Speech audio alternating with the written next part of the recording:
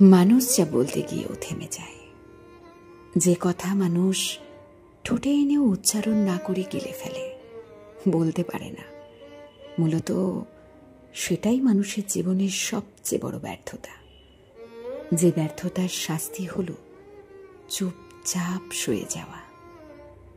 আপনাকে অনেকেই অনেক কিছু বলবে, নিজের বলা মানুষও ছাড় দেবে না। যখন দেখবে আপনি নীরব শ্রোতার মতো সব শুনে যাচ্ছেন, কেউ কথার আঘাত করে যাচ্ছে, তখনও আপনি তার প্রতিক্রিয়া জানাচ্ছেন না।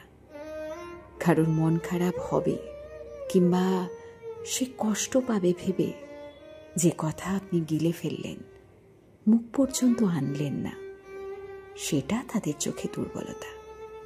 আপনার এই উদারতার মূল্যায়ন কেউই করবে না। তখন আপনি হয়ে যাবেন জগতের সবচেয়ে ব্যর্থ মানুষ।